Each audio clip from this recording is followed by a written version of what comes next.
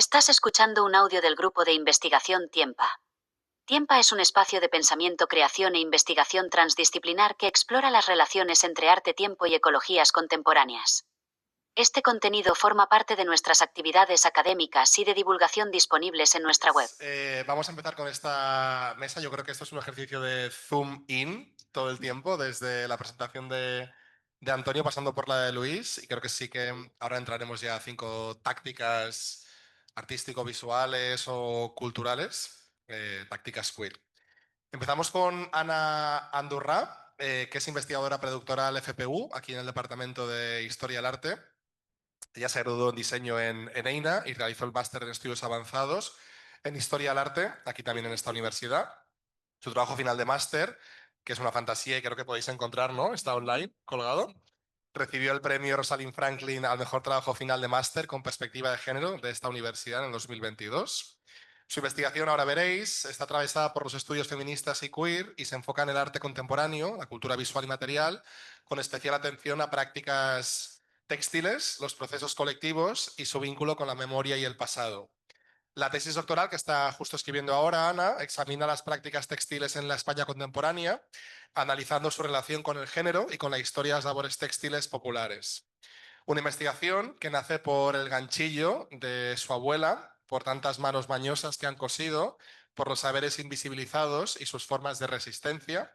Y en el marco de la tesis ha estado realizando estancias de investigación en la Universidad de Glasgow el año pasado y en Göteborg esta universidad. Así que gracias también, Ana, por animarte a pensar tácticas queer desde el ámbito de las artes, tan invisibilizadas las textiles, ¿no? También. Sí. Pues muchas gracias, Víctor, por tu generosidad y también a Luis por esta superponencia Marco que ha hecho, que la verdad es que me va a servir mucho para poder dialogar con algunas cosas que ha planteado y que espero que con todos vosotros podamos seguir luego tejiendo juntos. Bueno, gracias también por acompañarnos en este día de hoy y también a la organización de Tiempa, que ha sido la verdad que un poco difícil poder organizar este simposio, pero luego estamos tan contentas de poder estar aquí, que muy agradecida.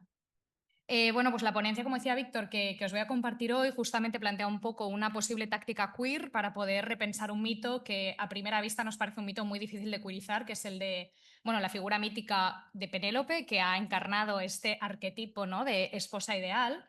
Y bueno, esto forma parte de mi tesis doctoral, como decía Víctor, y justo ahora de un capitulillo que estoy escribiendo para un futuro libro, así que me hace mucha ilusión poder ensayar esta condensación aquí con vosotras de la investigación. Y bueno, para empezar justamente con Penélope, con esta ponencia que he titulado Los tiempos de Penélope, estrategias queer para desplazar el mito, plantea mi interés por esta figura que me iba encontrando en obras... Uy, sí. Perdonad. No, crec que no. És como... ¿Y así sí? Sí, ¿lo dejo así o qué? Está convertido a pantalla igualmente, ¿eh? Si haces control L, ¿no? Guai. Sí. A ver. Es posa blanc. Pues déjatela como está. Vale. Perdonad. Vale. Gracias. Bueno, me iba encontrando estas piezas, estos artefactos, ¿no?, donde nos aparecía una Penélope que me inquietaba, una Penélope triste, inclinada y que en muchas ocasiones miraba hacia algún lugar, ¿no?, a la espera de algo. Investigando sobre textiles a mí me era mucho más fácil encontrar otras figuras como podían ser Aracne, ¿no?, o Filomela, que justamente aparecían con mayor insistencia porque encarnaban esta subversión, dijéramos, por medio del tejido. En cambio, Penélope era una figura más compleja que había significado muchas veces este arquetipo de la esposa ideal, ¿no?, de la espera infinita, incluso de la fidelidad. Pero sí que es verdad que si bien la Odisea de Homero nos presenta una figura que era, bueno, su astucia era equivalente a la de su protagonista, que era Odiseo. Ya desde el feminismo de la segunda mitad del siglo XX empieza a aparecer esta necesidad, ¿no?, de repensar los mitos, estos grandes mitos que han sido también las grandes interpretaciones patriarcales que han servido para dar sentido al mundo y muchas veces para instruir ciertos valores, como en el caso de Penélope, que ha sido usado en diferentes épocas para, ¿no?, demostrarnos esta idea de que la mujer, aparte de estar asociada al tejer, tenía que estar asociada a una relación heterosexual y tenía que basar su tiempo a ella. Entonces, empezándonos a encontrar con estas imágenes de esta Penélope ociosa, trabajadora, y esta Penélope triste, en duelo y también incluso esperanzada, pero hacia Odiseo, yo me preguntaba qué implicaciones puede tener repensar estos mitos que tanto han afectado la historia y que han sido afectados por ella. Yo me sostengo un poco a partir de una frase que recupera Joan Amaso de Sontag, quien dice que abrir una serie de mitos implica abrir la imaginación, otra imaginación posible y otra imaginación política. Entonces, partiendo de esta necesidad de abrir, esta ponencia se une al deseo feminista, ¿no? Ya iniciado en la segunda mitad del siglo XX, pero también a un deseo queer, ¿no? Añadir otra capa a una figura que potencialmente es fácil leer más fácil leer desde el feminismo que desde quizá la teoría queer de qué tiene de queer Penélope. Yo me preguntaba qué nos queda de Penélope si eliminamos la relación que tiene con Odiseo. Y si lo pensamos, quizá Penélope es la encarnación de este otro tiempo, otra temporalidad, que no es ni heroica ni es lineal, sino que es cíclica, que ahora entraremos también en los peligros de estas temporalidades cíclicas que ya ha presentado Luis. Partiendo de esta temporalidad, yo propongo que ahora miremos un poco hacia atrás, hasta hacia estas imágenes, y hagamos lo que hace Víctor Ramírez, ¿no? Recogiendo el término de Alberto Mira, que es buscar con esta mirada insumisa otras Penélopes que puedan encarnar gestos que nos propongan otras temporalidades. La propuesta, por tanto, que os planteo es una propuesta de desviar brevemente o desplazar a Penélope para abrirla y poder ensanchar, abrir a otros imaginarios y ensanchar el mito. Como sabemos, esta Penélope, una de sus características era que era una habilidosa tejedora, que justamente mediante el engaño del tejer, ¿no? y destejer por la noche un sudario para su suegro Laertes, conseguía engañar a sus pretendientes y postergar el momento de elegir marido, o sea, elegir otro marido mientras Odiseo no volvía. Este gesto cíclico lo que le permitía a Penélope justamente era ganar tiempo e incluso, ¿no? como ha dicho Luis, controlarlo. Mientras ella habitaba un espacio a caballo entre el duelo, ¿no? de saber que quizás su marido está muerto y la esperanza de esperar a que volviera durante estos años. No es de extrañar, por tanto, que muchas veces Penélope, como en esta placa de terracota griega, ¿no? encontremos un gesto particular, ¿no? que es esta inclinación con una Penélope que lo que ha llamado Gerhard Neumann es una Penélope que está en un gesto de espera ansiosa. Es decir, que está esperando algo, muchas veces mirando a la lejanía, algo que viene, que podría ser Odiseo. Es lo que nos encontramos en muchas piezas, por ejemplo, de la antigua Grecia, como puede ser esta, o el famoso Esquifos del pintor de Penélope, que nos encontramos a esta Penélope apoyada en su mano.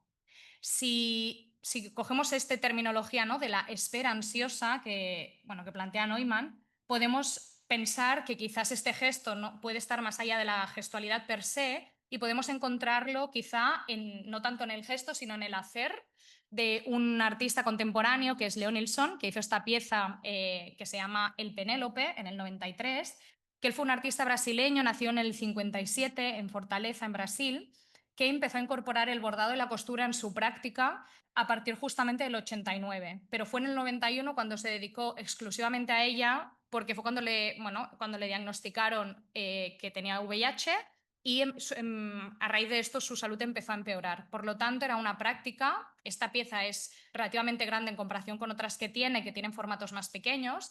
Era un tipo de técnica, una serie de técnicas que podía realizar desde la cama, ¿no? y en estos tiempos letárgicos de la enfermedad. En este periodo, el artista, ¿no? se destaca que estuvo marcado justamente por la melancolía, por el miedo, por la presencia de una muerte que iba a llegar y el hecho de tampoco saber qué hacer con ella. Entonces, el Penélope, que fue realizada justo el mismo año en que el artista murió, nos presenta este ensamblaje de 10 paneles de una manera críptica, ¿no? Podemos ver aquí hay 3 frases que son difíciles de leer. Una pone el segundo, secreto silencio, la otra el centinela y en el medio, ¿no? pone el Penélope con una silla vacía. Nos habla quizá de que justamente el gesto textil de Leo Nilsson y también de cambiar este artículo, ¿no? de Penélope a el Penélope, nos habla de un gesto de que quizá el mismo artista está encarnando a esta figura mitológica, por lo tanto la está desplazando. Quizá Leo Nilsson, yo me preguntaba que lo que hizo es desidentificarse, como diría José Esteban Muñoz, aludiendo justamente a esta estrategia que me compartió Víctor tan generosamente, mediante los cuales sujetos de grupos minorizados no se identifican completamente con las normas dominantes, pero tampoco las rechazan, sino que las reconfiguran desde dentro. Por tanto, es una relectura que lo que hacemos es tomar aquello que nos excluye y resignificarlo. Quizá con este gesto, ¿no? de desidentificarse con Penélope, Leo Nilsson consigue devenir ella. Y yo me preguntaba si no fue Leo Nilsson una Penélope que se desvanecía. Tal como afirma la historiadora del arte Jenny Sorkin, y cito, quizás al dedicarse deliberadamente a un medio lento, Leo Nilsson, a menudo considerado tedioso, el artista alarga su propia vida con cada puntada, saboreando el trabajo, haciendo que el día permanezca, engañando a la muerte solo un poco más. La obra, ¿no? nos habla de este gesto de Leo Nilsson de ensanchar la vida o del intento desesperado de ensanchar la vida, y quizás es como una propia oración o un intento de controlar lo incontrolable. Y a mí me planteaba que aquí, pues justamente este artista no cogía una estrategia vinculada a una temporalidad queer, ¿no? De un tiempo muy vinculado a las vivencias queer de personas que vivieron justamente la crisis del SIDA y que nos hablan de un tiempo sin futuro, que tampoco es lineal, también es un tiempo disca y un tiempo queer. Después de este ejercicio que plantea el mismo artista, con Penélope, que la desplaza, yo me preguntaba también qué estrategias tenemos desde la propia historia del arte para ensanchar el mito. Yo aquí me enamoré mucho de un análisis que hace una historiadora del arte, que es Julia Bryan Wilson, que nos proponía en un libro que tiene que se llama Fry, Art and Textile Politics, revisitar desde una lectura lesbiana estas obras de la artista también lesbiana Harmony Hammond. En sus palabras, y la cito, revisitarlas con una perspectiva queer da lugar a una historia del arte lésbica que de forma polémica no se basa en la intención, sino que está motivada por lecturas erróneas, productivas, saltos metafóricos y provocaciones imaginativas. Mi queerismo no es tanto una búsqueda forense de códigos ocultos que puedan desvelar mágicamente el significado real del arte, como si tales cosas fueran totalmente conocibles, estables o unificadas, sino más bien es un compromiso intencionadamente abierto con la obra, con su potencial de significar cosas en muchos registros diferentes a lo largo del tiempo, ya que se resignifican continuamente para nuevos públicos queer y no queer. Esto no implica desenmascarar, dice, símbolos ocultos, sino más bien descubrir algunas lecturas que se adhieren tardíamente al arte, de manera que incluso su creador podría no haber visto. Desde esta propuesta que nos plantea o que os animo a leer en este libro, Bryan Wilson piensa esta pieza de Harmony Hammond desde el deseo propio de la historiadora, ¿no? Desde esta mirada insumisa que también pudo llevar a Leo Nelson a identificarse o desidentificarse con Penélope. Entonces, yo a partir de habiendo leído esto, me encontré con estas telarañas, que son unas telarañas de ganchillo que podríamos decir muy queer, ¿no? Que estaban hechas por Sheila Pepe, que es esta artista lesbiana que nació en el 59 en Nueva Jersey, que justamente me hizo preguntarme por qué las estoy viendo como telarañas queer, que también tienen que ver con con una acción que hizo, que ahora os explicaré. Para mí no solo compartía con Penélope el trabajo textil, ¿no? Desde técnicas diferentes, sino que, que estéticamente las lesbianas de la sala veremos que evidentemente es súper queer, es súper lesbiana, es una Penélope lesbiana, yo planteaba a Pepe. Entonces, en parte de su obra, Pepe ha invitado, o lo que me recordaba Penélope, era en que en unas de sus piezas, que son estas que hemos visto aquí, las Common Sense, ella hacía, ¿no?, estas telarañas de ganchillo en una galería, en un museo, etcétera, desde el 2009, invitaba, en vez de a la creación colectiva, a la descreación colectiva. Entonces, Pepe lo que hacía era reunir justamente desde 2009 en Austin, Texas, a que las espectadoras ya no fueran solo espectadoras, sino que deshicieran esta maraña y que pudieran usar estos hilos para hacer prendas funcionales como bufandas, guantes, e incluso llegaron a donarlo a asociaciones. Estas piezas, ¿no?, lo que me interesaba es que se crearon site specific, fueron documentadas, pero no estaban completadas hasta que estaban deshechas, cuando el espacio quedaba vacío.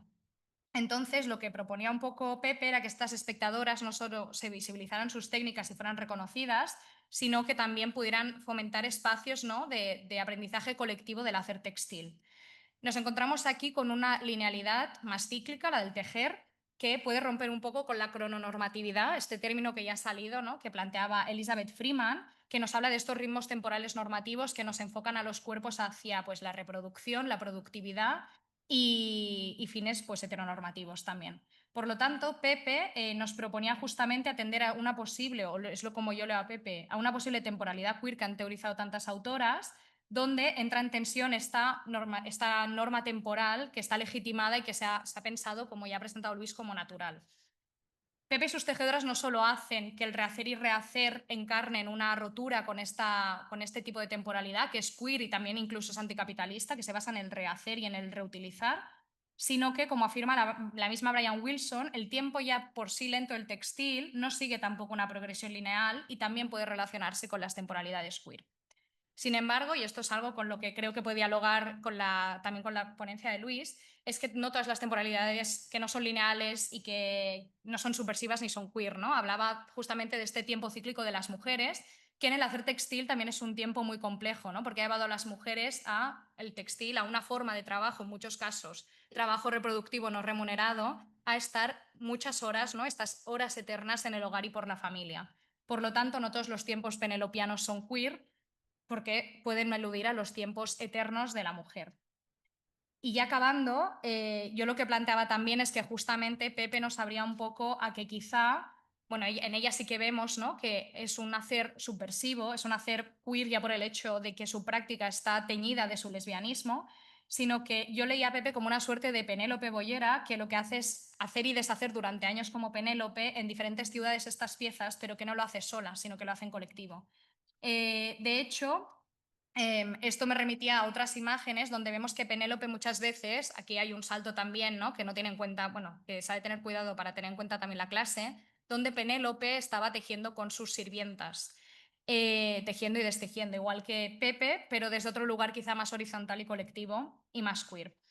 Yo lo que proponía justamente es que esta propuesta también se abriera a imaginar estas penelopadas contemporáneas donde podemos encontrar o unir imágenes muy a la manera de Warburg, ¿no?, de vincular imágenes del pasado, como puede ser esta pintura del siglo XVI justamente con la acción, la performance de Pepe, que nos permitía unir estas imágenes con acciones del presente para torcer el mito, para atender a las potencias que tiene el propio gesto, que es uno lento y es repetitivo, y son penelopadas que nos ayudan a ir más allá de Odiseo, que ya ni siquiera lo evocan. Ahora la propuesta es encontrar a Penélope, ya puede ser sola, pueda ser acompañada en el gesto, y es uno que le permite abrirse a estas otras temporalidades, que en muchas ocasiones, como hemos visto, pueden hablarnos de temporalidades queer. Uno es un gesto que permite no llegar a hacer nada, permite dilatar el tiempo e incluso rehusar. Propongo entonces ensanchar el mito y seguir pensando en qué circularidad podría tener la mortaja, ¿no?, el sudario de Penélope, o qué atuendos feministas y queer podrían surgir de los hilos usados y reusados. Y hasta aquí, perdona que voy un poco tarde. Muchas gracias. Muy bien, pues seguimos con Javier Jiménez Leciñena, que es profesor sustituto en el Departamento de Historia del Arte en la Universidad de Murcia. Se graduó en Historia del Arte en esta universidad y fue también allí premio extraordinario fin de grado. En el 2019 realizó el máster de Historia del Arte Contemporáneo y Cultura Visual del Reina Sofía de Madrid. Y del 20 al 24 fue contratado predoctoral Séneca en el Departamento de Historia del Arte de la Universidad de Murcia. Justo el año pasado defendió su tesis, que no sé si está disponible online también ya, Javier. Todavía no. Todavía no, está secuestrada todavía, que es una fantasía también, que es Sentirse en casa, domesticidades queer en el arte contemporáneo, por la cual recibió el premio extraordinario de doctorado. Ha realizado también estancias de investigación en Londres e Edimburgo y, como veréis, sus estudios de investigación giran en torno a estudios queer, estudios visuales y arte contemporáneo. Así que todo tuyo, Javier. Gracias. Vale, lo tengo que pasar así, ¿no? Aquí, vale. Ok. Porque así no pasa. Ah, vale, genial. Perfecto. Bueno, pues buenos días a todos, a todas y a todes. Y bueno, lo primero, muchísimas gracias a la organización de este congreso, a Tiempa, Dani, Ana, Marta, Víctor. Bueno, una labor titánica y súper satisfactoria, estamos viendo. Y también, pues, súper afortunado de estar aquí con esta gente increíble e inteligentísima. Así que, sin más, vamos a comenzar. Observemos bien la siguiente fotografía. En ella, un tipo llamado Robert Bloch y otro llamado J. Belanger ocupan un fotomatón en Hastings Park, Vancouver. Ante nosotros, dos amantes dentro de una cabina diminuta, la cortina echada, el fogonazo de luz impactando en sus rostros. Miran a la cámara con orgullo y azoramiento para luego besarse. Porque quizás allí, detrás de esa cortinilla, en aquel espacio entre lo público y lo privado, pueden construir su amor en la película revelada. Ante esta imagen, pienso en las palabras de Hervé Gibert en su maravilloso libro La imagen fantasma. Cito: te fotografío como si estuviera almacenándote, anticipándome a tu ausencia. Estas fotos son como promesas o vínculos de mi deseo. Corría el año 1953 para Bloch y Belanger y la ausencia y la pérdida eran centrales en las vidas y en las relaciones queer. En el espacio del afuera, la violencia física y simbólica se concreta en la imposibilidad de dejarse ver, de vivir de manera libre. Tras el revelado de la película, abandonarán el fotomatón, relegando su relación a la oscuridad y al secreto compartido. La imagen, sin embargo, viene a ofrecer una escapatoria. Estas fotos diminutas que luego cada uno se llevará consigo están articuladas por el deseo de que construyan, de que, en palabras de Guibert, almacenen una relación imposible de ser expresada. Cuando descubrí estas instantáneas, en palabras de Barthes, me punzaron. ¿Qué me conectaba con estos chicos de los años 50? ¿Era reconocer ese chispazo de deseo en sus ojos? ¿O era acaso una cierta identificación al haber yo también arrastrado a mis amantes al fotomatón y haber guardado la foto muy cerca de mí, casi como un tesoro? De repente despertaban en mí otros ejemplos. El más reciente, Heartstopper, la serie juvenil de descubrimiento sexual de dos adolescentes, los cuales también se encerraban en un fotomatón en su primera cita y tomaban una foto.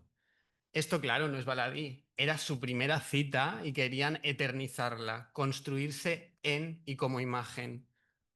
O también en la secuencia de esta maravillosa película de Tom Ford, A Single Man, en la que el protagonista observa la foto de su difunta pareja y es literalmente retrotraído a un momento atrás donde todavía estaban juntos. La foto es efectivamente un almacén que rememora el vínculo precisamente porque lo hace existir. Y sin embargo, hay algo más en todos estos usos fotográficos. Quizá la clave nos la da otra vez Guibert cuando completa. Ni siquiera sé si alguna vez revelaré las fotografías, pero si algún día, porque estoy enamorado, tu ausencia se vuelve insoportable para mí, sé que podré recurrir a este pequeño rollo de película y revelar tu imagen y acariciarte. Mi hipótesis es que estas imágenes satisfacen una pulsión mayor imbricada en las idiosincrasias queer. La posibilidad de levantar un espacio-tiempo que emerge en el visionado de la imagen. Una detención de las coordenadas del afuera que construye un intervalo de intimidad único a partir de nuestra relación con la imagen. Eso que aquí llamaré infradomesticidad queer. De esta manera queremos una foto con el amado, con el amado, con el amade, porque a partir de ella, a partir de la foto, podemos construir un ámbito afectivo en el que sentirnos en casa. Ante los imperativos heteronormativos y arquitectónicos que moldean el espacio del hogar, es el afecto lo que hace emerger esta especial evocación doméstica que, siguiendo a James Krasner, deviene un conjunto de sensaciones táctiles y posiciones corporales, y por ello contigua al sensorio del cuerpo. Pintores contemporáneos queer como Doron Langberg, que vemos en pantalla, Joao Gabriel, al cual ha hablado Luis antes, o Jenna Gribon, plasman, ¿no?, cómo estos espacios privados arquitectónicos se dislocan y deshacen, mutando en esa concreción infradoméstica construida por el deseo, la emoción y la afectividad queer que está teniendo lugar. A pesar de que estos cuadros representan bien esta vivencia, es en el carácter evocado a través de la imagen donde ésta brilla con todo su poder. En el momento en el que, volviendo a la fotografía, ésta proyecta esa infradomesticidad hacia el espacio interactivo del espectador, que recuerda, que evoca y que proyecta. Y es aquí donde quiero traer estas imágenes tan especiales de Wolfgang Tillmans, que él llama Faltenwurf, cuyos primeros planos de ropas arrugadas, en palabras del crítico de arte David Deichter, remiten al cuerpo de la persona que una vez llenó la camiseta. Son, por tanto, restos del amado. Pero no solo, son mucho más, al menos para mí. Estas ropas hacen emerger el espacio-tiempo íntimo que compone lo infradoméstico al segregar su textura intensamente afectiva. Encarnan ese encuentro entre los amantes en donde estos tuvieron ese espacio que morar. Del mismo modo, la novela Un lugar para Mungo nos habla también de esta vivencia infradoméstica, o al menos yo la detecté ahí. En ella, Mungo, un adolescente queer, inicia una relación secreta con su vecino James. Es en la casa de este donde pueden entregarse a la pasión. Y sin embargo, no es la casa de James, saturada de una agresividad y una masculinidad paterna, lo que hace emerger su relación. Son precisamente los restos de sus encuentros, la textura afectiva y material que revela una repetición sostenida en el tiempo, lo que materializa esta especial domesticidad exclusivamente para ellos. Dice así Stuart: se habían creado su propio nido de suciedad y desorden, mochilas tiradas de cualquier manera, bolsas vacías de patatas fritas por todos lados. Sobre la moqueta, los cuencos de cereales rodeaban el enorme televisor a modo de altar. Las películas de vídeo que siempre dejaban a medias se amontonaban junto a los deberes sin hacer que habían abandonado en beneficio del noble arte del besuqueo y la contemplación. Esto aparece también, ¿no?, en estos bodegones ya quizá más clásicos de Tillmans, o en esta serie de la fotógrafa, bueno, aquí es el bodegón también de Tillmans, o en esta serie de la fotógrafa Tammy Rae Carland, Lesbian Beds, en donde en estos primerísimos planos que intentan apresar la tela, o este hiperinvestimiento del resto, o la precisión en reproducir la tactilidad, devienen síntomas de esa pulsión por construir ese momento infradoméstico que además puede habitarse. Estas de Tammy Rae Carland, ahí está arriba.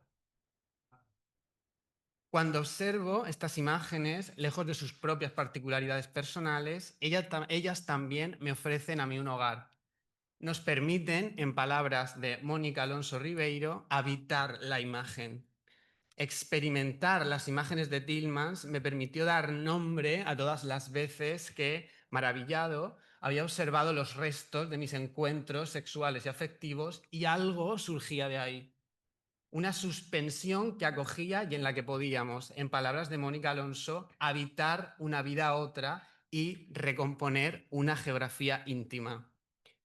También habitar esta infradomesticidad despertaba en mí una politización al observar la otra cara de la moneda, la dificultad inherente a lo queer de alcanzar un hogar en mayúsculas, si le podemos llamar así.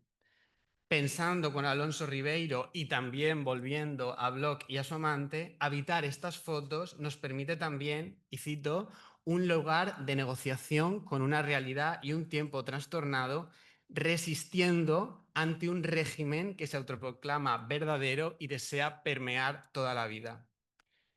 En suma, las imágenes infradomésticas queer que he querido pensar aquí con vosotros nos abren la mano y nos la tienden para dejar habitarlas, instaurando un intervalo activador en el que poder reclamar nuestro propio nido de suciedad y desorden. Muchísimas gracias a todos. Bueno, qué manera de sentirse acogidas, amigas, madre mía. Vale, pues presentamos a Ali Arévalo. Es artista investigadora, es graduada en Bellas Artes por la Universidad Complutense de Madrid y la IBK de Stuttgart, y también ha cursado el máster en Historia del Arte Contemporáneo del Reina Sofía. Actualmente desarrolla también aquí una tesis doctoral y es residente de larga estancia en Hangar, así que está atentas porque recientemente hizo una performance que, por lo que sé, ha sido también una maravilla, y irá compartiendo sus procesos de trabajo. Su práctica, de hecho, fabula futuros no binarios, queer e interespecie, a través de ficciones escultóricas, performativas, audiovisuales y textuales. Conecta pasados y presentes para retorcer la linealidad del tiempo. Ali también reflexiona sobre la fragilidad y mutabilidad corporal por medio de biomateriales que evocan pieles, indumentarias y criaturas híbridas. Ha realizado su primera exposición individual, a lo mejor visteis, Les Faules de l'Epòrida, en Can Felip Arts Visuals, hace unos meses, y también inaugurará, por si pasáis por Salamanca, en el Dados de Domus Artium de Salamanca. Colectivamente ha expuesto su trabajo en sitios como Fabra i Coats, La Capella, la Fundación Joan Miró, Sala d'Arjova, La Panera, entre otros centros. Ha sido ganadora del premio Miquel Casablancas de este año y su obra forma parte de la colección San Andreu Contemporáneo, por eso. Muy bien, pues adelante, Ali, gracias por estar aquí también. Bueno, muchas gracias, Víctor, por la presentación y también por la coordinación de la mesa, y a todo el equipo de Tiempa por convocarnos aquí, organizar esto y hacerlo posible. Y bueno, también un placer estar acompañada por gente tan increíble. Así que bueno, empezaré comentando un poco que mi investigación predoctoral está orientada a la fabulación de futuros queer y contrahegemónicos a través de prácticas artísticas encuerpadas, es decir, que se enuncian con, para, desde o a través del cuerpo, y por lo tanto que exceden la idea de cuerpo y también de identidad como algo fijo, binario, antropocéntrico. También mi manera de pensar estos futuros queer y contrahegemónicos no es lineal y parte de un ejercicio de reescribir el pasado para así abrir la posibilidad de proyectarnos en futuros. Por lo tanto, investigo a través de desvíos, de caminos torcidos, inclinados en palabras de Adriana Camarero, circulares, diciéndolo con María Rosón, y disonantes como metodología queer, siguiendo la estela de Sara Ahmed. De esta manera busco, entrelazo, vinculo entre sí obras que reimaginan el futuro desde el cuerpo. Y en primer lugar voy a empezar leyéndoos un texto. Un cuerpo voluptuoso y lleno de protuberancias comienza a desplegarse y replegarse sobre sí mismo. Su superficie es una piel oscura y brillante, repleta de cicatrices que dibujan caminos bifurcados en múltiples direcciones dislocadas. Sus estrías crean un mapa orientado al pasado. Contiene dentro un deseo que vibra en ganas de ser tocade, acariciade, abrazade. En su sensualidad suda y exhala un vapor aceitoso. Cuando dejé que me atraparan en un abrazo los tentaculares brazos de Leslie, comencé a sentir el placer del estado de ingravidez que produce estar entre un sitio y otro. Como si estuviera encima de un caballo o una moto y mi pelo estuviera mecido por la velocidad del viento, como el de la amazona Camila o el de Lady Oscar. Por fuera, su coraza de cuero dejaba intuir un cuerpo duro que con sorpresa revelaba un interior blandito al contacto. El sudor de mi piel pega mi cuerpo contra el suyo y lo hace resbalar. Acabo hundí de dentro. Ahora nuestra piel, como nuestro órgano más grande, está unida y se hace abrigo para nuestros cuerpos. Los protege así como también los hace sensibles al mundo. Es nuestra vía más extensa para experimentar aquello que nos rodea. Pues este texto parte de mi encuentro con Leslie, una obra del artista Lucía Ángel Cepino, que parte de archivos de disidencias sexuales, concretamente archivos sáficos de los años 2000. Como podéis ver en la imagen, Leslie es un cuerpo sillón compuesto por cadenas metálicas, mosquetones, cuero y cuero vegano, recuperado de cazadoras biker, que Lucía destruye y posteriormente reconstruye dando forma a este cuerpo tentacular. Hay, como podéis ver, un desplazamiento de significados en torno a los constructos de género en ese ejercicio de deshacer y rehacer. Este tipo de cazadoras se articulan como símbolo de una masculinidad hegemónica muy concreta que comienza a tejerse a comienzos del siglo XX. Durante la Primera Guerra Mundial se comenzaron a usar por aviadores como indumentaria militar. Y en 1928, Irving Schott diseña la arquetípica chaqueta perfecto para Harley Davidson. Aquí, el cuero se torna símbolo de una masculinidad marginal y rebelde que se consolida con el aparataje hollywoodiense a través de Marlon Brando en Salvaje, de James Dean en Rebelde sin causa.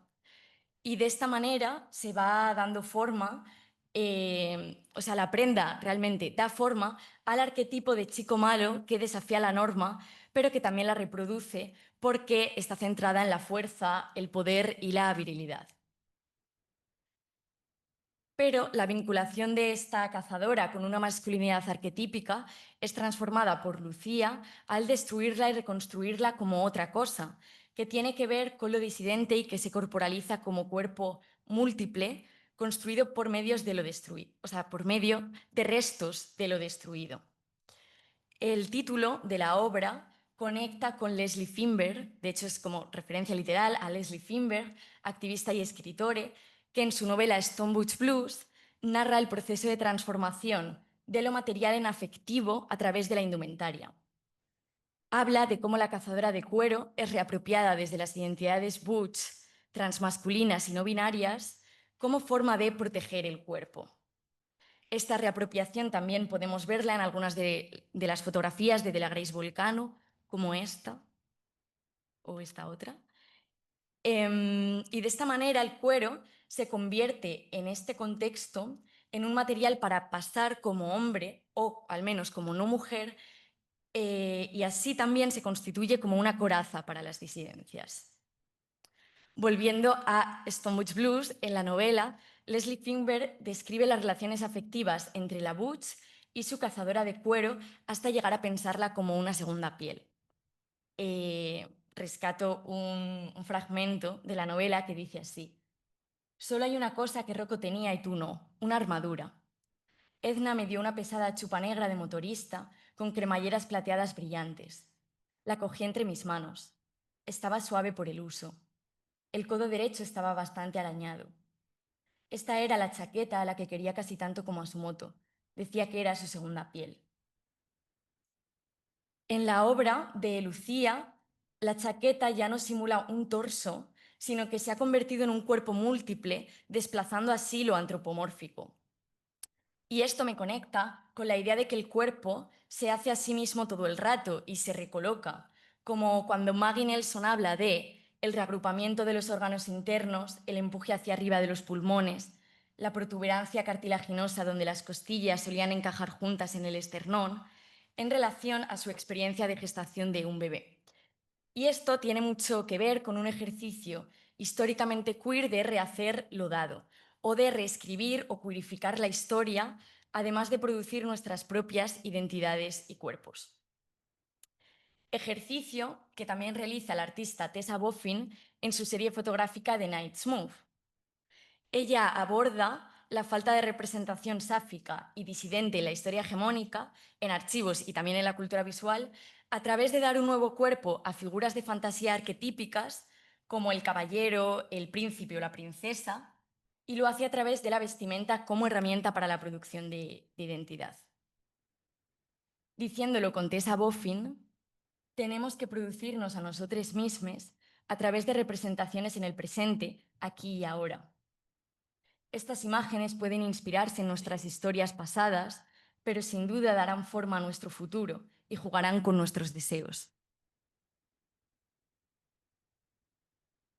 Y otra artista que también hace este ejercicio de rescatar historias pasadas para reescribirlas y a través de la vestimenta es Mercedes Azpilicueta.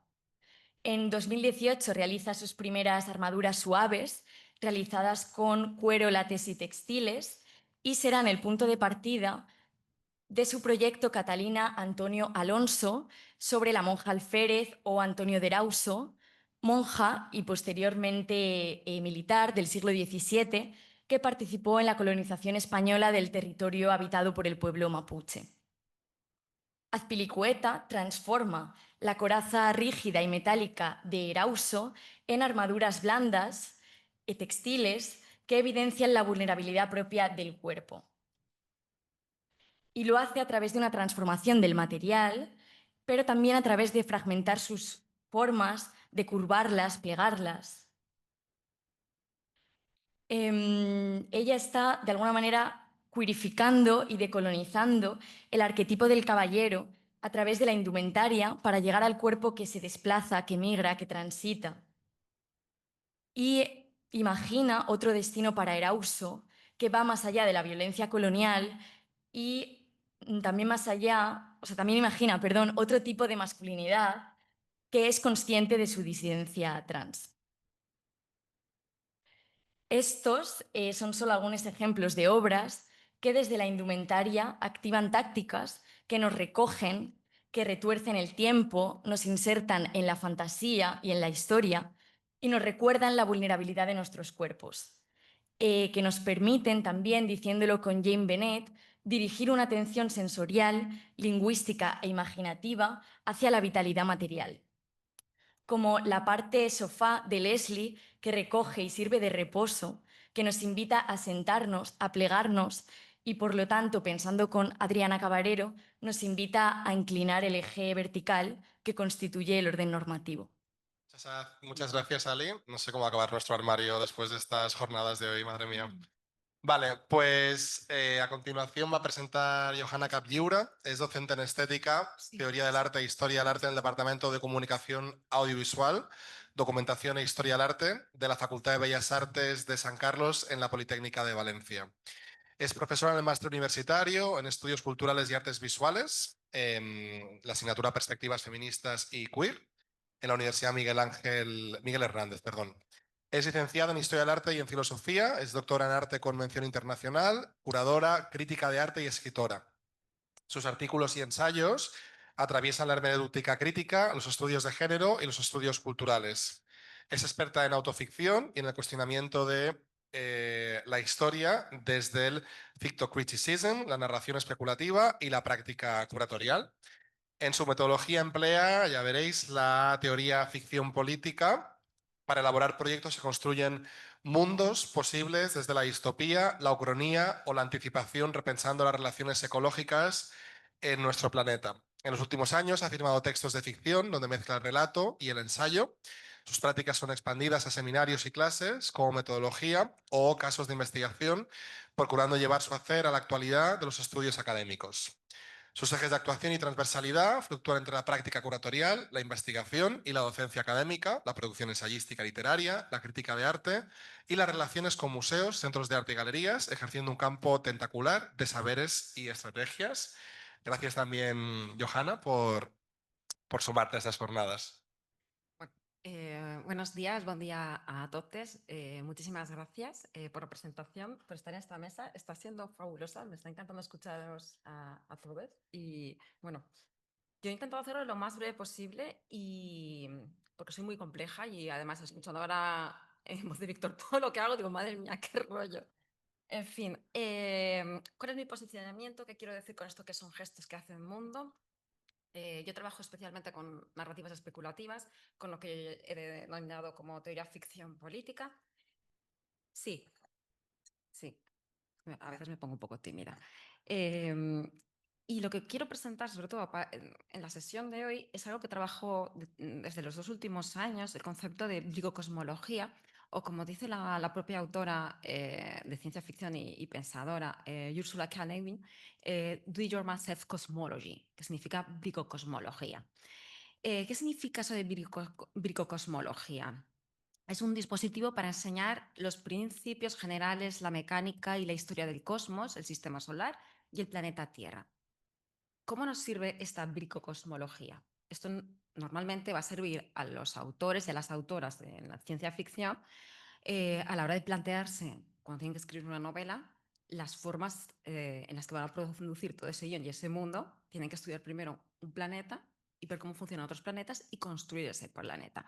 Entonces, dentro de esa bricocosmología, lo que a mí me interesa o que me parece que es importante es utilizar el do it yourself, ¿no?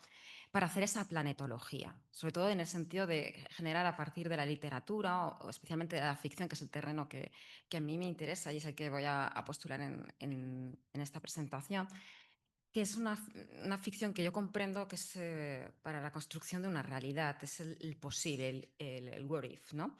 Es decir, es una suma de ficción, circunstancias fácticas y de fabulación, que esto sonará también mucho a las SF de Donna Haraway. Yo, de hecho, en muchas ocasiones me defino como una SF, ¿no?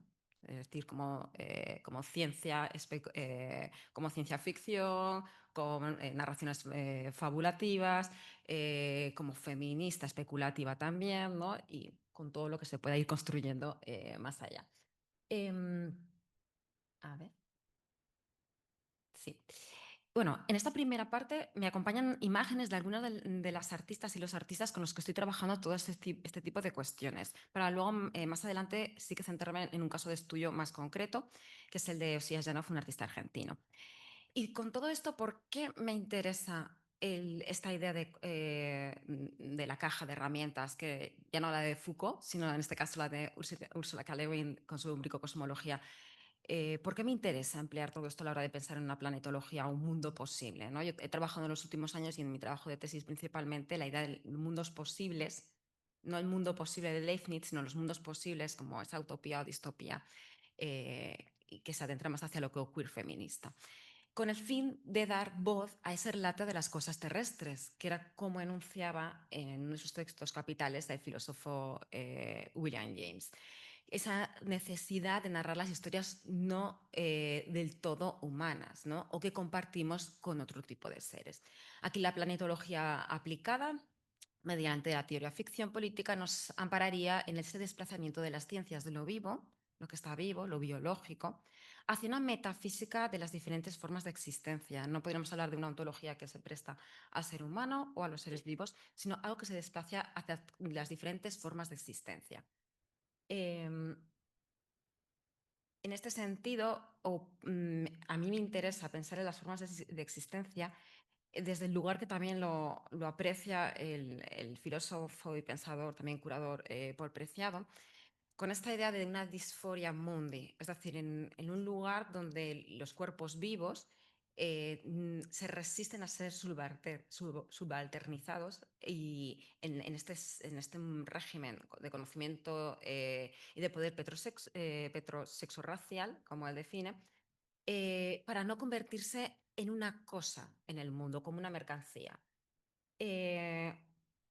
La manera en que yo me cuestiono estas circunstancias es, como he dicho, a partir de la teoría ficción política. La teoría ficción política que yo desarrollo es una mezcla, o diríamos sí, un melange entre las ficciones que pueden ser de Ursula K. Le Guin, de Octavia Butler, las narraciones especulativas de Donna Haraway, también los relatos de anticipación. Me interesan cómo ciertos relatos que justamente tienen que ver con esos relatos de los seres terrestres, cómo se anticipan a cosas que luego vienen, ¿no? Por ejemplo, con el cambio climático, si echamos la lista atrás hace 20, 30, 40 años, ya había muchos indicativos de lo que está o lo que iba a suceder en la actualidad.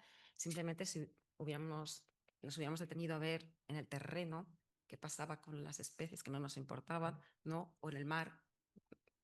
Por ejemplo, yo que he hecho estudios sobre todo con temas de aquaficción, nos hubieran dado de alguna manera esa visión que se anticipa hacia esta realidad en la que vivimos hoy día. O otra de las vertientes que de alguna manera enfoco yo hacia la ficción política es también hacia ya el peso en este sentido de los agentes diversos que proclaman las cosmopolíticas de la filósofa belga Isabel Stenger.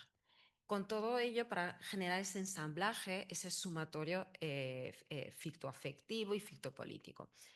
En ese sentido, la ficción política sería una construcción de mundos donde las criaturas más que humanas, los elementos orgánicos y no orgánicos, ¿no? Sumándome también a Bennett, que ha citado también Ali, así como formas de existencia múltiples, conformarían ese nosotros, nosotras, nosotres.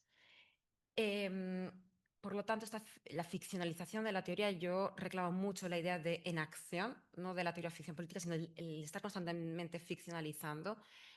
Cuando Luis Alegre se hacía referencia al drag de la compañera, no iba a hablar de drag, no de draguear la historia, pero creo que draguear la historia justamente creo que es una de las tácticas principales queer, ¿no? El travestir la historia desde, como veremos también, la habéis citado numerosas veces, pero desde esa cronopolítica afectiva que viene de Elizabeth Freeman, pero que Renate Lawrence anima en sus producciones y en su pensamiento desde esa... a mí me gusta mucho cómo lo define y a mí me gusta definirlo también, buscar en las voces hermanas y amigas de otras épocas, muchas de ellas muertas, desaparecidas, algunas muy cercanas, que reactivan ese pasado, este presente y ese futuro. Yo voy a hablar de ese desdibujamiento de tiempos en esa cronopolítica afectiva, que están con nosotros en presente y que de alguna manera nos empujan hacia un futuro posible, un futuro imaginado o deseado. Esta teoría ficción lo que está haciendo es construir escenarios diversos donde los acoplamientos, los desajustes con los otros seres. Yo hablo mucho en femenino porque he hablado de las criaturas del mundo, pero eso hablo mucho en femenino, ¿no? Esto también es como mi statement. Em, nos vislumbran como agenciamientos mutables dentro de un conocimiento situado. La teoría ficción, por lo tanto, en ella hallaríamos el lugar de encarnación de estas prácticas divergentes, de los cuerpos disidentes y de los discursos insurgentes. Ahora sí que me gustaría detenerme en la práctica del artista argentino Sia Janov y las imágenes que he tomado principalmente para hablar de ellas o contextualizar su trabajo en relación a un tiempo queer, a un contratiempo queer, es principalmente aquellas que son las más conocidas, reconoceréis estos trabajos que son de los 2015, 2016. Bueno, el trabajo de Osia Janov me interesa especialmente por los gestos que tienen que ver con la producción artística, con la producción de lo ritualístico, con los tiempos del agenciamiento, del unirse en colectivo, ¿no? Y que de alguna manera, desde lo pequeño, desde lo micro, intentando a lo macro, o al menos a intentar externalizar estas prácticas, no quedarse solamente en el reducto de les amigues, construir o habitar esos mundos posibles. Por lo tanto, podríamos entender el cuerpo que ofrece Osia Janov a través de sus performances y a través de sus instalaciones y de sus piezas más escultóricas, como estas piezas que tienen que ver más con las escaleras, y ahora explicaré qué significan esas escaleras. Es entendido como un laboratorio social donde pasa o atraviesan las diferentes circunstancias. El cuerpo que se extiende, muchas veces sus piezas, como la que estamos viendo, parecen prótesis, ¿no? Son prótesis escultóricas que de alguna manera yo releo a través de la somateca de Paul Preciado, es decir, como un cuerpo vivo, un archivo vivo político que recoge las experiencias sociales, institucionales y las coreografías disidentes que inscriben nuestra existencia en este planeta. Un cuerpo sin órganos es como podríamos definir el trabajo de Osia Janov cuando presenta el cuerpo humano o a través de estas estructuras, ¿no? De estas esculturas que se extienden como prótesis, que se expande en un mar de sensaciones. Él apela mucho a lo sensorial. Y para mí el trabajo que desarrolla es un sensorio disidente. Hablamos de construcciones sociales, de rituales de encarnación, en esa idea también mediúmnica, ¿no? de esta cronopolítica afectiva de traer las otras voces al presente y también de lanzarlas hacia el futuro. Y hablar o entonarlo hacia unas invocaciones de lo especulativo, hacia memorias transgeneracionales y, ¿por qué no?, sonambulismo jerárquico. ¿Cómo luchar contra la jerarquía si vivimos dormidos? A lo mejor el sonambulismo nos lleva a otros derroteros o hay que despertar. Tenía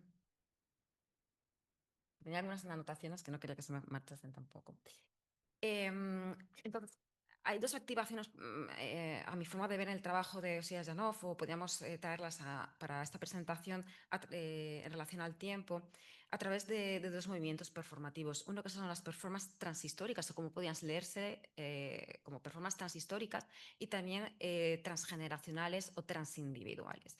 Sus performances transhistóricas podríamos definirlas de esta manera porque acontecen fuera del marco histórico de asimilación. ¿Por qué? Porque va a mezclar diferentes tiempos de una forma divergente. Su carácter experimental, crítico con la historia, especulativo, pero también ficcional, hace temblar esa solidez finita de una interpretación, de una unilateralidad, y la abre a las evocaciones y a las diferentes interpretaciones. Este corrimiento hacia la inestabilidad mediante una serie de temporalidades divergentes, criaturas transicionales, vamos a ver criaturas o personajes o figuras que median ya no solamente en lo no binario, sino en lo multiespecie o en lo difícil de encasillar, diríamos. También transmiten discursos emancipatorios que hacen difícil su vinculación a un régimen constituyente de la historia. De hecho, lo que operan es contra esa historia, contra esa historia opresora y también colonizadora. De hecho, en un proyecto que se solicitó en un museo etnográfico, él trabajaba con todo este imaginario precolombino, ¿no? Especialmente del pueblo mochica, con vasijas silbadoras, y lo que él hace es trabajar, por ejemplo, en este caso, este tipo de figurillas clásicas que vemos en el museo etnográfico, lo convierte en un pluganal. O este concepto también de performance transindividuales. A mí me interesaba especialmente, yo estuve de investigación hace un par de años en Argentina y yo conocía muy bien el trabajo de Osia Janov, pero Argentina te engulle, Buenos Aires te engulle y te lleva a lo más esotérico, que si tú ya tirabas hacia allí, pues hacia allí vamos, y hacia allí vamos, hacia lo transindividual. Esa operación transhistórica que se inscribe el relato del cuerpo se encarnaría también en la experiencia transindividual, es decir, transgeneracional, y a mí me gusta mucho, o transpersonal, ¿no? En esas performances que elongan los parámetros de conciencia personal para convertirse en un complejo artefacto de lo común, donde las memorias transpersonales adquieren su lugar como corporalidad, es decir, nuestro cuerpo ya no sería el nuestro, sino sería un cuerpo atravesado por la historia de otras criaturas, que han, de otras, como decía, con la cronopolítica afectiva, de otros que han pasado, que han trascendido y que nos atraviesa, pero también otras criaturas, ¿no? Y ahí está nuestro cuerpo para, de alguna manera, recoger todas esas memorias. Las performances que se erigen en la constitución de un nuevo mundo posible que generan parentesco en un ciclo de vida y muerte sobre este planeta, donde criaturas de diferentes especies conviven, donde cuerpos humanos experimentan la disidencia y la resiliencia en virtud de una transformación. A mí me interesaba especialmente cuando hablaba de lo esotérico porque Osias Janov, en esta idea de ir hacia lo transpersonal, está elaborando, o una de las herramientas que él utiliza también son los dispositivos de autoconocimiento. Todos aquellos que tienen que ver pues, con elementos como de evidencia, de tarot, etcétera, es decir, dispositivos de autoconocimiento. Es como los definimos finalmente. Esta serie que tiene de escaleras hace alusión al Moksha-Patam, que es un juego de la India, que es el famoso serpientes y escaleras, que tiene que ver con el karma y el karma, es decir, con el destino y con el deseo. Las escaleras sería lo que nos asciende hacia ese destino y la serpiente sería el deseo representado, ¿no? Y ese tipo de juego que parecería el juego de la oca, ¿no? Si lo veis es como el juego de la oca, ¿no? De alguna manera nos hace pensar en cuál es nuestro lugar en ese momento entre las subidas y bajadas del deseo y del destino. Y de esta manera, introduciendo ciertos elementos que tienen que ver desde productos anales o cucharas o a veces alimentos, es como va generando un lenguaje muy esotérico, muy hermético, pero también llevando esta idea de lo transindividual, de las memorias o actos que son mágicos y que trascienden hacia lo curativo, hacia lo terapéutico. Se podían entender como sigilos de reparación. Yo cuando hablaba con él le decía, pero tú a veces sabes lo que significa, y a veces no sé lo que significa, me vienen las imágenes. Y yo necesito, siempre he estado desde niño conectado con este saber que muchas veces no sé enunciar, pero sé que significan cosas. Lo que pasa es que yo a veces no soy capaz de darle. Y sois vosotras quienes interpretáis estos que yo, como digo, para mí son como sigilos terapéuticos. Y que de alguna manera perdón, así, que llevarían esta pauta de reencarnar, perdón, Silvia Federici, sí, es que me he relajado viendo cuando las obras. Bueno, pues simplemente, por finalizar, algunas de las imágenes como que forman esta idea de las esculturas con el cuerpo, donde está lo colectivo, que se convierte entre partitura, cuerpo, estructura institucional. Estos proyectos los desarrollan para un museo, donde el cuerpo todavía genera visualidad, pero todavía tenemos que cuestionarnos qué tipo de visualidad se dan en una institución museística. Son estructura mágica, o este tipo de trabajos en los que el camuflaje a partir de la malla Sentai lo que hace es transformarse en el propio árbol del ficus, ¿no? Del gomero, en algunos casos, o en estas pájaras nocturnas que representan la comunidad trans argentina.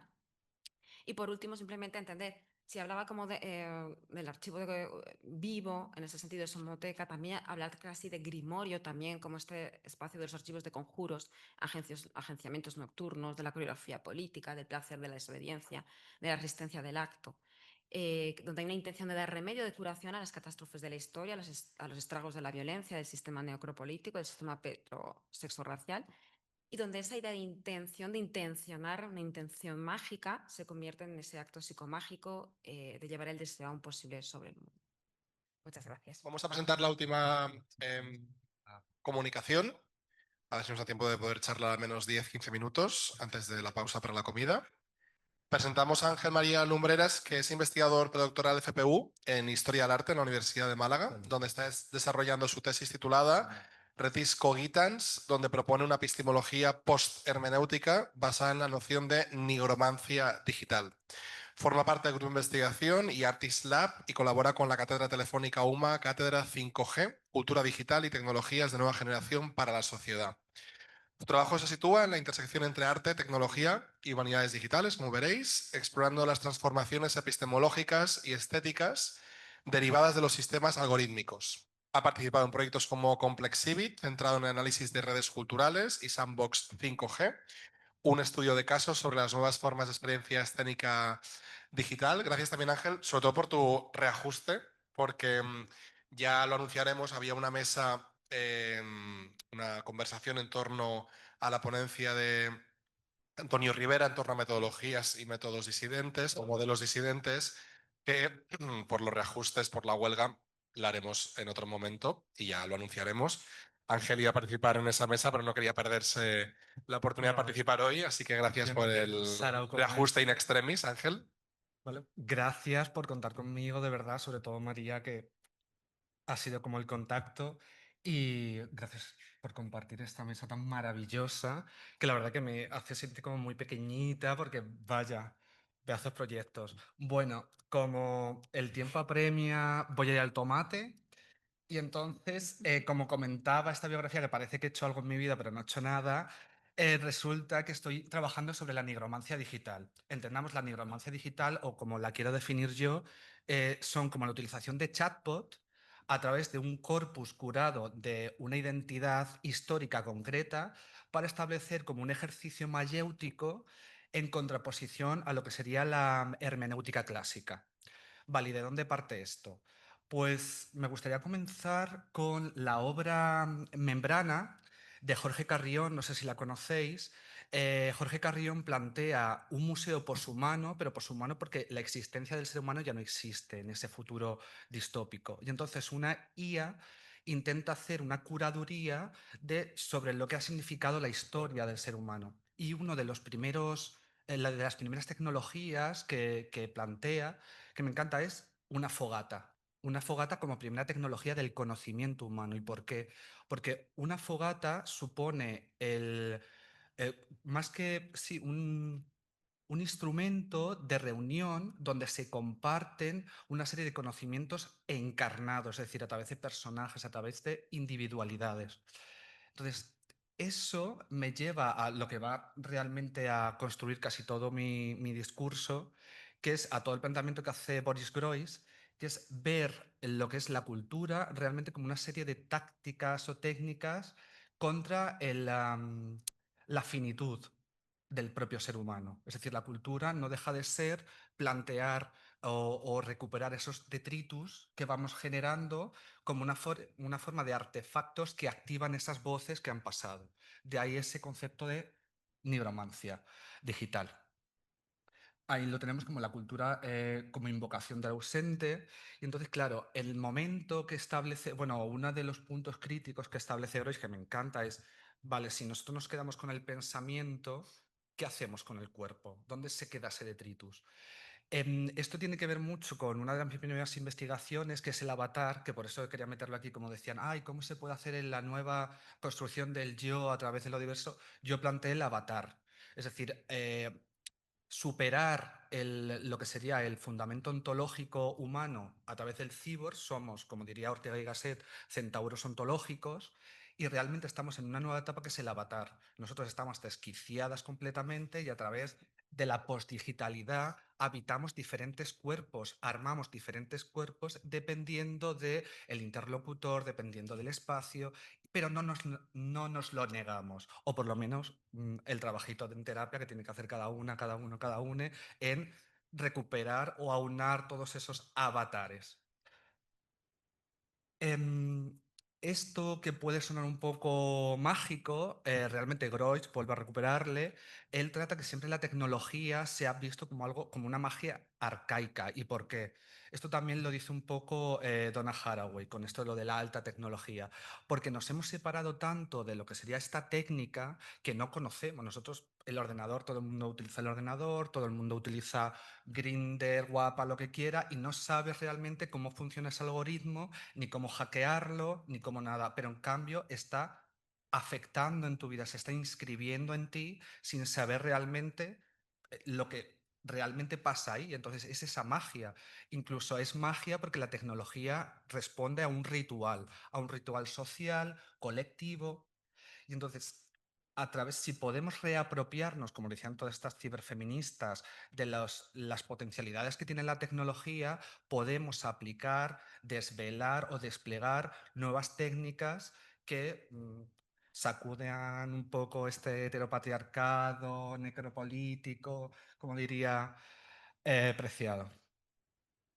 Entonces, aquí creo que un punto importante es la medium como conocimiento queer. ¿Por qué recupero la medium? Porque realmente en ese comportamiento o en ese comportamiento antropológico de la cultura como forma de sostener lo que se quiere ir, el detritus, lo perecedero, pero que queremos conservar, está tanto la bruja, la medium, más o menos lo he concentrado en la medium porque me venía mejor para el relato, pero ahí estaría la bruja.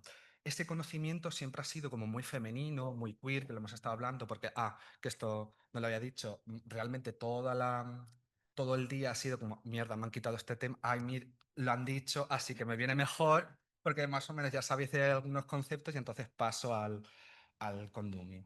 Entonces, este conocimiento, la mujer, o lo que diríamos mejor dicho, o en mi opinión, lo femenino, siempre ha actuado de una forma de medium entre ese conocimiento que escapa de la racionalidad, de ese conocimiento, de la epistemología moderna, y que conecta con lo arcaico en ese concepto del espectro, de intentar desvelar lo que en el mundo está oculto, pero no desde una forma eh, como plantea la modernidad, de conocer, calcular y someter, sino realmente de conectar y afectar.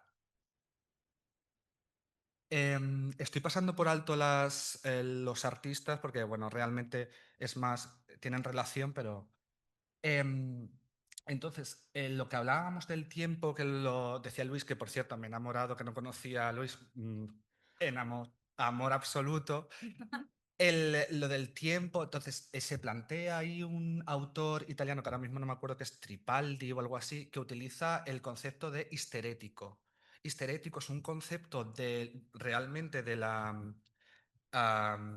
ciencias, sobre todo de la física, y se recupera para la teoría cultural, indicando que no es retroactivo, sino el tiempo histerético hace hincapié en la escucha de cómo el efecto de una causa termina lentamente aflorando, pero no en el momento que interactúa con esa causa. No sé si me he expresado bien. Esto tengámoslo en cuenta que es como un material, si tenemos un gran bloque de barro y lo empujamos con el puño, esa fuerza deja una huella, pero realmente esa huella se va recolocando y realmente su efecto final no lo conocemos hasta pasado el tiempo. Esto realmente choca con lo que sería la perspectiva histórica como canónica, porque lo que intenta hacer es escuchar y no afectar a través de ese presentismo del autor o del investigador que